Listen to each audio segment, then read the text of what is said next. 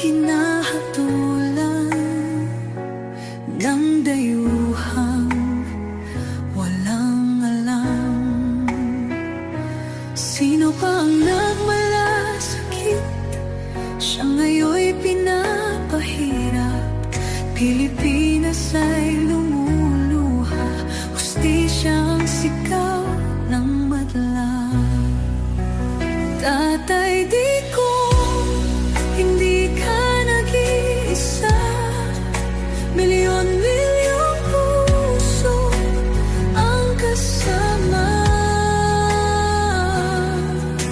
Ang bayang minahal mo ng tapat, hindi kailanman lilimot sa iyong hirap.